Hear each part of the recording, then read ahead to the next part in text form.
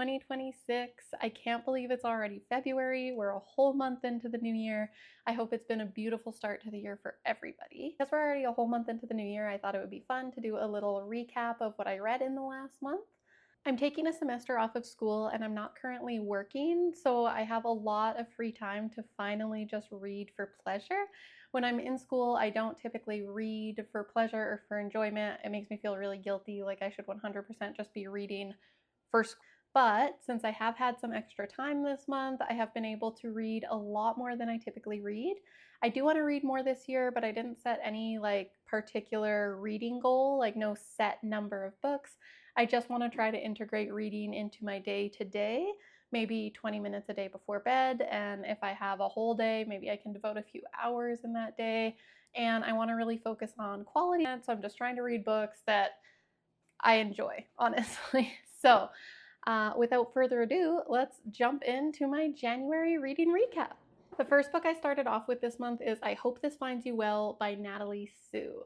This book grabbed my attention right away just because of the cover. I think the design and the graphic on this cover is so funny. I love the block coloring. I really was endeared by it. This, I believe, is a debut novel by Natalie Sue. I think this is her first book, actually. It's a Canadian author, to my understanding, and honestly, this was so funny. It's basically... So it says, in this wildly funny and heartwarming office comedy, an admin worker accidentally gains access to her colleagues' private emails and DMs and decides to use this intel to save her job. A laugh till you cry debut novel you'll be eager to share with your entire list of contacts, perfect for fans of anxious people. So 100%, it's exactly that. It takes place in an office, a Monday to Friday, 9 to 5 situation. And I found our main character really relatable, really endearing. I was really rooting for her the whole time. We meet a lot of different characters in this book, and I enjoyed all of the side stories. I enjoyed the little love story that kind of happened in this book. I really, really enjoyed this. I think I gave it 4 or 4.5 stars. It was that good, honestly. And she's actually writing another book coming out this summer, and I already have it on my TBR. I already have it saved. I am so ready for that one. I think this was an amazing debut novel for just that kind of relatable storyline. I'm definitely recommending this to my friends. I think it's hilarious. Something that I also enjoyed about this book is it takes place in Calgary, Alberta, Canada. I've actually been there many times, so there's always something about being in that place that a book is set in that makes it a little bit more enjoyable, because you can be like, oh, I recognize this, or I know exactly where they are in this moment. So I definitely enjoyed that as well. Strong start to the month. The second book I picked up this year was The Good Girls of Maple Lane. This is just a really cute little story. It says a struggling vet student and a rescue golden retriever save each other in this heartwarming love story about second chances, found family, and the wholesome side of the internet. Honestly, this was so cute, and it has a golden retriever. I'm super endeared by that. Obviously, I have a golden retriever. There wasn't too much spice in this book as far as the romance element goes. It was more of just a cute romance. There was definitely a little bit of intimacy happening throughout the book, but nothing crazy. I really liked the community of characters. We kind of get to know lots of characters in the book, not just our main character, and I really liked that. It was overall a really sweet read. It had me smiling. I definitely liked the vibe. I will say, if anything, it was just a little bit slow for me. It was a pretty slow-paced book, but it was overall really cute. I think I gave it like 3.75 stars on my Fable. I don't ever give spoilers, or I try my very best not to give spoilers, but I will give one spoiler in regard to this book, because this was a neglected and abused golden retriever involved in the story. The dog doesn't die. I think that's really important to say. I hate when an animal dies in a book or a movie or something like that. So please know, if you pick up this very cute little read, the dog doesn't die, okay? The dog is okay. So just, you don't have to fear. I think that's an important disclaimer for that book. Otherwise, it would have got like 0 stars for me. The third book I picked up in the month of January was actually Yellowface by R.F. Kuang. I'm not entirely sure. Please correct me. This book was recommended to me by several people, and I was really, really excited to read it. I bought it, I was invested in enjoying this book. I had high hopes for this book. I didn't like this book. I actually DNF'd it when I was about 2/3 of the way through. Like, I was almost done and I fully decided that I wasn't going to finish this book.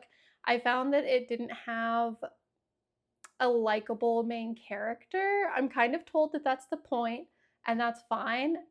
I just don't think I vibed with that very well. I found her very unlikable. I didn't think there was any redeeming qualities here. I didn't like the story was intriguing enough, but it was just I just couldn't get on board even 2% with our main character here. So, for that reason, I definitely DNF'd it 2/3 of the way through. It was written really well, obviously. She's an amazing author. For me, it was just a no, and that's all I have to say to that. You might love that. I think this is a really unpopular opinion. I think a lot of people love it actually. So I do 100% believe that this is a problem with me, that I didn't like this book, but I just found no redeeming qualities in this character. I really didn't like her that much, and I just wasn't interested in the book. So unfortunately, this was my first DNF of the year. Sad to admit that. The fourth book I picked up this year was The Love of My Afterlife by Kirsty Greenwood. So this one says a recently deceased woman meets the one in the afterlife waiting room, scoring a second chance at life and love if she can find him on Earth before 10 days are up. This book was so cute. It was such a fun concept. Our main character, the book starts with our main character. She's actually died. She's in the afterlife waiting room. She meets a man there and has like an instant, like, love at first sight kind of moment. And so she gets this second chance opportunity to go back down to Earth. The whole book takes place in that 10-day time frame there that is set out. And it was so cute. You're really rooting for your main character here. You're just hoping for the best. The love story was really, really cute. I would honestly say that I would read this book again. I definitely would. I was smiling, I was giddy, I was excited for her. I think it would be a really good book club book, honestly. I think it has some fun content and some fun characters, and I think the concept is overall really cool, and I'd be curious to hear what other people thought about this book throughout the process of reading it. So I think it would be a really fun book club book. If you're looking for a book club book, I think this is a good recommendation.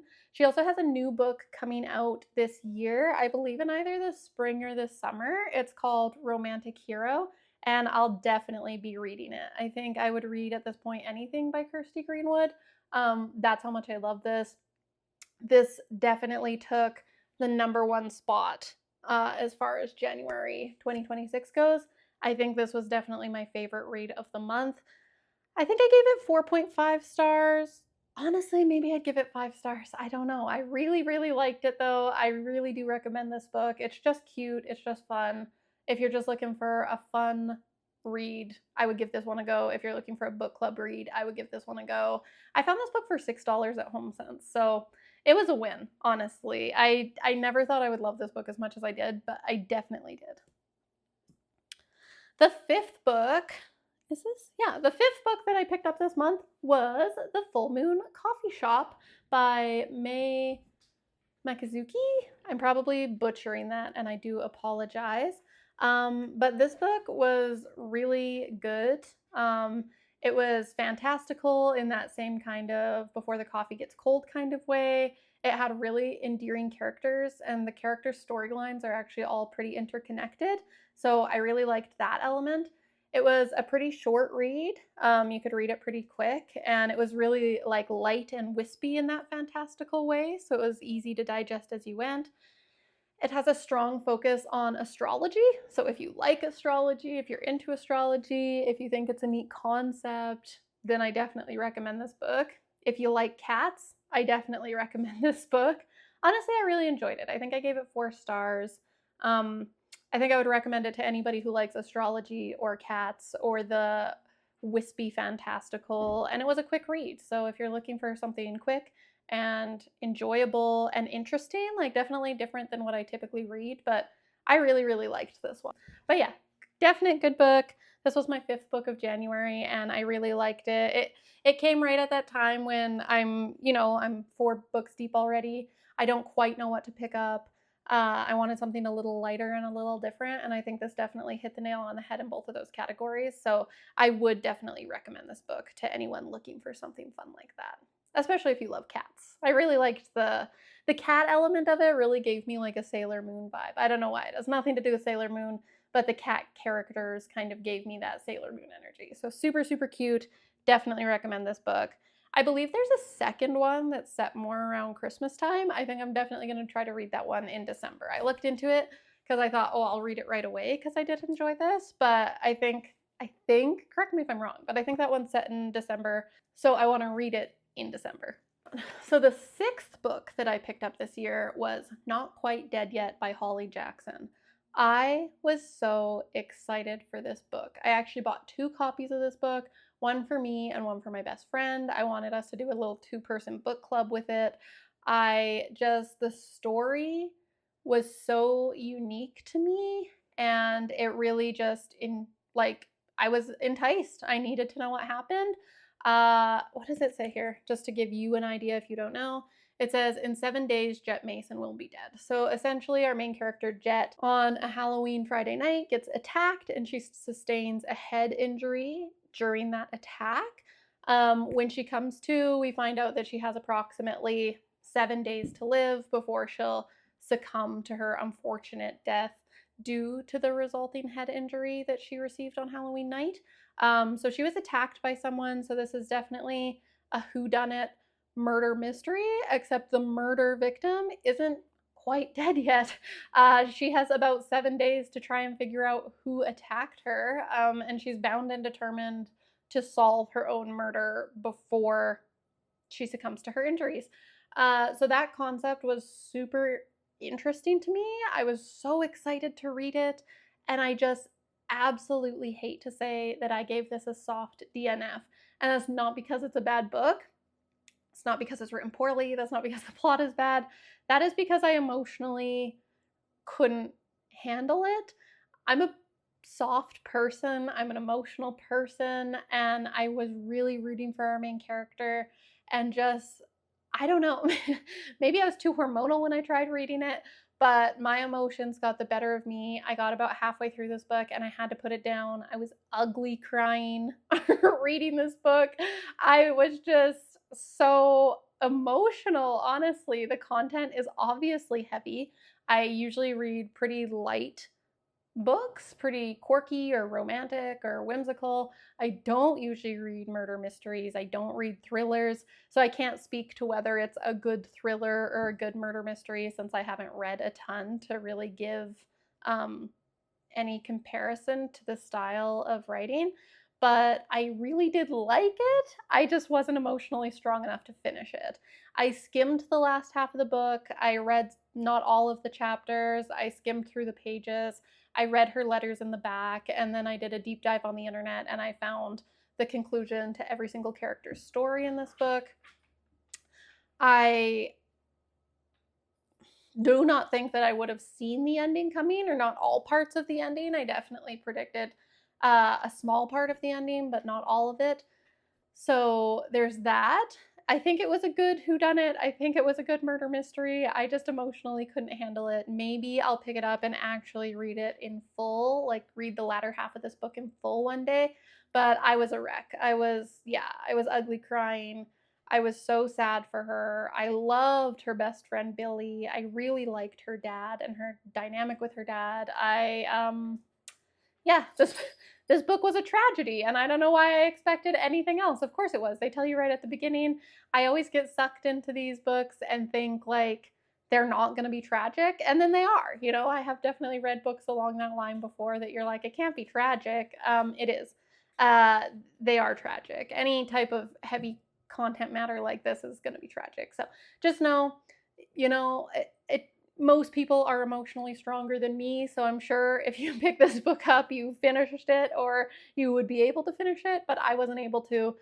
I would probably rate this book highly if I did. I'm not going to give it a star rating just because I wasn't able to finish it, but I feel like I've been talking a lot about this book. I really liked it. I think the only thing I will say that I didn't like about this book, aside from the heavy emotional content, was I had trouble like suspending my disbelief in that she was attacked on a Friday night, really late on a Friday night, like 11 p.m. or something like that. She sustained a brutal head injury. She was supposedly, taken to hospital. She flatlined. They revived her, and she subsequently did have one brain surgery or head surgery. I don't know if it was exactly on her brain or just repairing the skull or whatever. So she did have a brain surgery. And then that brain surgery obviously is not going to fix the problem. She has 7 days to live. That's what we find out. She wakes up on a Sunday, so it's really only been like 30 hours since the attack happened. And she just immediately hops out of bed and starts solving her own murder like she's Sherlock Holmes. And I just had trouble. I've had surgeries, never a brain surgery, never a head surgery, but I have had surgeries. And yeah, I don't think I'd be running around trying to solve a murder like 30 hours after. She also flatlined, so I assume she has some broken ribs if they revived her. Her head is pretty well damaged and broken. I assume everything would be swollen. I assume she'd be in a lot of pain. I assume in real life this person would be on morphine for that last week. I could be totally wrong. I've obviously not been in that situation. But I will say that I had trouble suspending my disbelief in that. Like, there's no way you wake up, a day after having flatlined and brain surgery and then just like, now you're just like knives out, like solving your murder. I just don't know about that. Other than that, great book. Super unfortunate that I had to DNF it. That's all I'm going to say about this book. Those aren't spoilers. That all happens right at the beginning. We know that Jet Mason sustained a major attack, head injury. We know that it was near death and all that. So those aren't major spoilers. That all happens like first chapter right out the gate. But I had a hard time suspending my disbelief that she was out here that like physically able given her physical situation. So the 7th and final book that I read this month, I actually don't have a physical copy of. I borrowed it from the library and I've already returned it. But it was Out on a Limb by, oh my gosh, who is that by? It'll be up here on the screen somewhere, I'm sure. But it was Out on a Limb. I was really excited for this book. I really thought I would like this book. I went into it with high expectations, and maybe that's where the fault line is. I didn't love this book. I think I'd overall give it like a 3-star rating, which I honestly thought it would be higher. The love story was cute. I did like our characters. The plot was good. The story was good. I don't know what about it. I think there's a lot of subject matter. There's a lot of content warnings at the beginning of the book, so do read those before jumping right into the book if you're sensitive to any of those. I'm not personally sensitive to any of those. Again, maybe I was just in the wrong mindset when I picked up this book. Maybe I wasn't in the mood for that type of story. But something about it irritated me a little bit. Like, it just wasn't for me. I just didn't love it. Some of the content did irritate me, and that's 100% a personal thing. That's a part of my own life and my own journey. So I don't know. I just didn't love it as much as I thought it would. I think I gave it like 3 or 3.25 stars on my Fable. Like, it was, I think had I been in a different mindset or if I was a different reader, it would be like a really, higher rated read. But for me, and just where I was at the time that I read it, I don't think it was for me. It was a good book. Nothing wrong with it, I don't think. I will say that, like, it's very obvious that our male love interest here is written to be perfect, I think, in just his personality and his approach and all of that. I think he's just designed to be the perfect man, kind of. So He was fun to read. I think I might have preferred the book if it was told from his perspective. At the end, there's kind of a couple epilogues happening. There's like an epilogue in between the final chapters, and we do get one chapter at the very end told from his perspective. And that was my favorite chapter of the book, was the one and only chapter told from his perspective. So maybe that's how I would have preferred the story to be told. It was a good story, it just wasn't for me. So, woo! So there we have it. Those are all the books I read January 2026. I picked up 7 in total. I DNF'd 2, so I finished 5. My favorite of the 5 was definitely Love of My Afterlife, and I think a close second would be I Hope This Finds You Well. I'm really pleased with all the books I picked up this month, even the ones I DNF'd. You know, the one was a soft DNF, not quite dead yet. I think I will finish it eventually. Yellowface, I personally wouldn't recommend it, but I know that's an unpopular opinion. A lot of people love Yellowface. So, really good month. I don't know how many books I'm going to read in February, but if you have any recommendations, let me know. Let me know if you've read any of the books that I read this month. And yeah, I hope you all continue to have a beautiful start to your 2026 and a really lovely February. Bye.